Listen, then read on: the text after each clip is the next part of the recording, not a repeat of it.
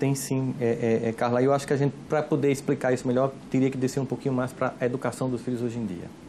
O que é que a gente tem visto? A geração passada de pais, eles nunca se preocuparam em perguntar se a gente os amava. Eu lembro claramente de uma vez que eu pedi à minha mãe para brincar a Micarande, que é um carnaval fora da época que havia em Campina Grande, e ela disse que eu não ia, simplesmente eu não ia. E disse, mas meu avô me deu o abadá, porque o avô, antigamente, ele ajudava na criação, né? Mas, embora meu avô ajudou bastante para mim. Mas aí ela disse, mas você não vai, porque você é menor e quem manda em você sou eu. Eu disse, tem nada não, quando eu tiver 18 anos eu vou. Ela disse, não vai, porque enquanto você depender de mim, quem vai estabelecer as normas dessa casa sou eu. E eu disse, e você ainda pensa que eu vou lhe amar? Aí ela disse bem tranquilamente, meu filho, quem disse a você que eu quero o seu amor? E aí me chocou, obviamente, né? Mãe, você não quer o meu amor? Eu disse, o amor é uma escolha que a gente faz. Eu escolhi amar você. Agora, como mãe, eu não abro mão de que você me respeite. Eu só fui entender aquela cena muito depois. Fazendo curso de psicologia, eu fui entender que o amor é um sentimento muito sofisticado. E ele precisa de algumas pré-condições na escala dos sentimentos para que ele ocorra. Lembra daquele jargão da matemática, se e somente se? Então, digamos que para amar alguém, eu só amo alguém se e somente se eu respeitar.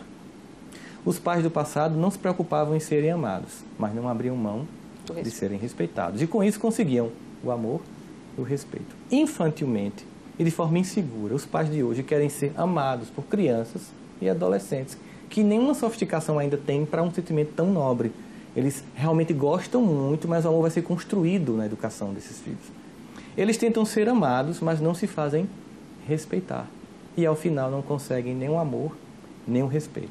Como eles não criam filhos, eu não estou falando de todos, mas muitos, não criam crianças que suportam não, frustração, eu não vou dar, eu não vou comprar. Eles criam pessoas com incapacidade de suportar que a vida nem sempre é favorável. Mas será que alguns até não tentam ser diferentes? Até porque eles têm uma base diferente disso. Mas não conseguem, por conta do mundo atual, desse mundo que a gente vive, dessa relação com esse mundo de consumo que a gente vive. Anchieta, eu sei que existe essa pressão lá fora, mas se a gente não decidir que vou pautar a minha família por um valor que eu acredito, a gente termina sendo dominado por esse coletivo. E aí a gente tira um discurso que é impossível reagir a isso. E não, é possível reagir. É óbvio que eu não posso educar o meu filho hoje como eu fui educado. Acontece que nós tínhamos um modelo de família que começou a ser questionado, que a gente chamaria de tese, família tese. Se criou uma antitese, uma antítese, seria um movimento dialético. Essa família tinha alguns valores que não eram legais, por exemplo, uma hierarquia muito fechada, pouco diálogo entre os filhos, o pai mal conversava com os filhos, a mulher não tinha espaço. Então se começou a questionar essa família, porque de fato ela tinha defeitos, mas ela tinha virtudes. Só que no pêndulo histórico, toda vez que eu questiono o modelo anterior para criar o novo, eu tenho uma tendência de jogar fora o que era ruim, mas também jogar fora o que era bom. Não aproveita as virtudes.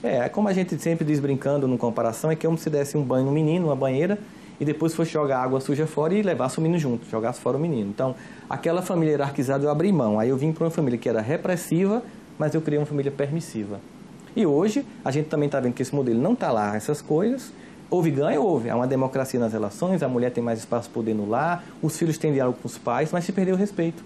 Então, a família síntese, que é a família antiga, tese, a família antitese, vamos para a família síntese, nesse movimento dialético, é uma família em que eu mantenho essa democracia familiar que foi conquistada, é muito bem-vinda, a criança poder se expressar, mas eu trago de volta o respeito, a disciplina, a norma, as frustrações, que eu não posso dar tudo que você quer, mesmo que eu possa. Eu, como um pai, como uma mãe que quer educar, eu evito para que você suporte. Né? Um exemplo claro é que, por exemplo, tudo é muito pronto hoje. Você, da minha geração, Cita, sabe que para a gente comer uma pamonha era todo um dia no milharal, catando, depois descabelando, os homens iam, era até uma coisa divertida. Depois a gente cortava, moía com moinho à mão. E 5 da tarde era um ritual familiar inteiro em que a gente comeria a pamonha. A gente passa hoje na padaria e compra pronta. Então, por exemplo, pegar um filho em casa para fazer um bolo é uma boa experiência de trabalhar com ele a resiliência, Carla. De você chegar, vamos fazer o bolo. Bom, em vez de comprar pronto, aí começa, faz, ele vai ver o esforço que dá, a mão que machuca, o tempo de esperar. Tá pronto? Não, tem que esperar esfriar. Ele passa mais ou menos umas 4 horas para comer um bolo. Aquilo é uma experiência rica dele esperar o tempo. Nós temos uma geração ansiosa.